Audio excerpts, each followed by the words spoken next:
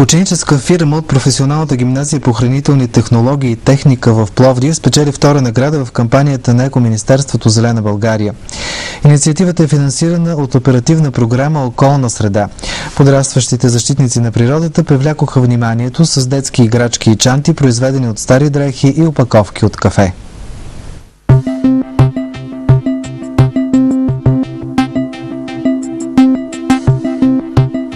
Преди 3 години няколко момчета и момичета направили собствена компания. Отворили книжарница на последния етаж на гимназията и започнали стартов бизнес.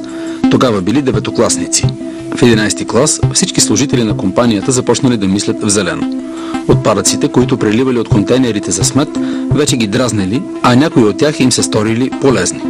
И решиха тази година, освен книжарницата, която вече знаят как да обслужват, да създадат допълнителна дейност. И това, което целият свят се обърнал, да опази природата. Идеята ни дойде за тези продукти, когато видяхме препълните кошчета с боклук и решихме, че ние трябва да създадем нещо от тези отпадъци, за да може да се оползотворяват.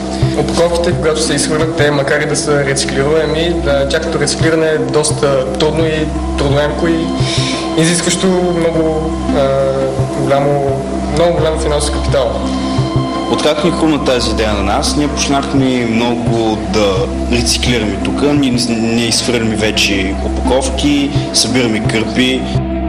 С тази настройка започнали да хвърлят око на непотребните парчета плат в домовете си и да ги принасят кротко към гимназията. Във всяка хавлия виждали как шава някаква животинка. Дебнели кога ще свърши кафето и прибирали опаковките. По същия начин подхождали към сокчетата.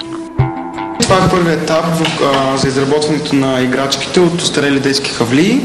Първо трябва да се направи шаблона, след това се правят контурите, по които се изрязва самия шаблон, за да има място за шеф.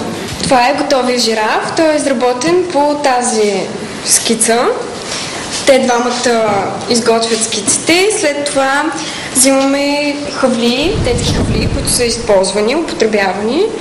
И с шевна машина шием така да стане такава форма.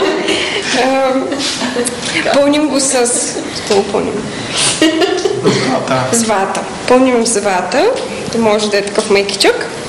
И след това отделно се пришива цветенцето и другите, тук рукцата, ушичките и ето го отзад.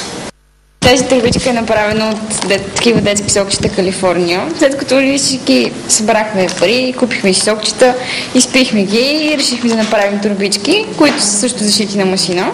Използвахме и такива дръжци и се уши, стана малко компактна дамска чантичка. Може да сложи вътре кърпата лосьона. Това е плажна чанта. Много е удобна за море. Да си носим вътре джапанки. Добре. Момиченце. Сега за това момиченце. Кърмито.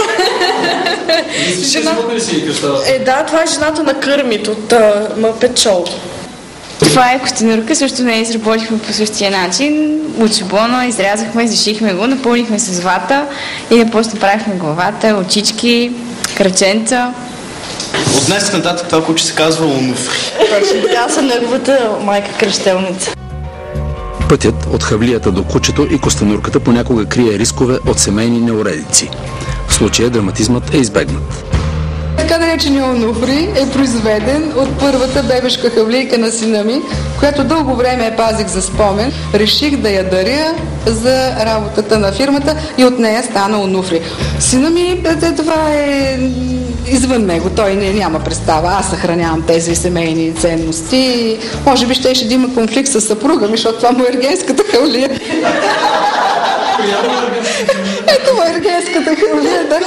Но той я прие с голямо настроение и му хареса, въпреки че му е употребен ергенския спомен. Ергенските и детските хавлийки носят персонални имена, но са обединени и под общо име, което е пряко свързано с актуалната икономическа обстановка. Единайстокласниците са ги нарекли кризисни играчки. По времето, когато им измислили името, видели обявата за кампанията Зелена България. Без много да си вярват, че могат да спечелят, пратили своята презентация. За първото място въобще не очакваме да спечелим ние, въобще. И като казаха, че ученически свят фирмата печели първа награда, И беше направо супер. Докато изживявали радостта от наградата на Екоминистерството, гимназистите от Пловдив получили за кризисните играчки още един приз на фондация Junior Achievement. Така през август заминават за Норвегия да представят плажните чанти, онуфри, кърмита и останалата хавлия на фауна на състезания за ученически фирми от цяла Европа.